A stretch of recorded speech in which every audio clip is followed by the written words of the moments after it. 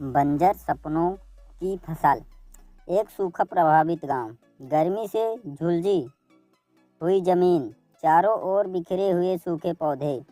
गांव का एक गरीब किसान रामलाल अपनी सूखी फसल को देखता है। उसकी आंखों में निराशा झलकती है। गर्म हवा की लपेटें ऐसे चल रही थी मानो किसी ने आग लगा दी हो। खेत की दरारें में रामलाल के सपने भी समा चुके थे। आसमान की ओर देखता है वह किसान, मन ही मन सोचता है, क्या भगवान ने भी मुझसे मुंह मोड़ लिया है। रामलाल अपने बेटे मुकेश की ओर देखता है, जो तपती जमीन पर नंगे पैर खड़ा है। रामलाल थके हुए स्वर में, मुकेश बेटा, देख तो हमारी मेहनत की ये फसल कैसी राख बन गई है। अब घर कैसे चलेगा। मुकेश, बाबा, क्या भगवान हमारे गांव को भूल गए। रामलाल की आंखों में पानी भर आता है। वह अपने फटे हुए गमछे से पसीना पोंछता है और कमज़ोर आवाज़ में जवाब देता है, रामलाल, नहीं बेटा, भगवान तो नहीं भूले, शायद हम ही इतने गरीब हैं कि हमारी दुआएं ऊपर तक नहीं पहुंचती। रामलाल की पत्नी गीता घर में बाहर बैठी चूल्हे में जलाने के लिए सूखी लकड़ियां बिन रही होती है। उसके चेहरे पर चिंता की लकीर साफ दिख रही है। गीता हैरानी से, रामलाल, अब क्या करेंगे, घर में अनाज का एक दाना भी नहीं बचा। रामलाल, सोच रहा हूँ शहर चला जाऊँ, मजदूरी कर लूँगा। गीता की आंखें भर आती हैं।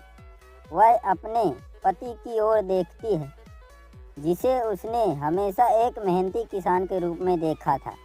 गीता, पर एक खेत, एक घर, हम सब कैसे रहेंगे।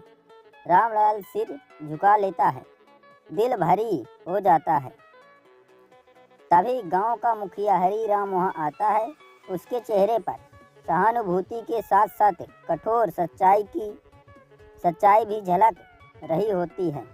मुखिया हरीराम, रामलाल, सुना है शहर जाने का सोच रहे हैं। रामलाल, क्या करूं मुखिया जी, अब इस बंजर जमीन से पेट नहीं भरेगा।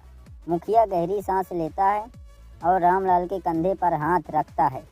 मुखिया हरीराम, देख रामलाल, मैं जानता हूं कि हालात मुश्किल हैं, लेकिन गांव छोड़कर जाने से क्या तू सच में जीत पाएगा या फिर शहर की भीड़ में खो जाएगा।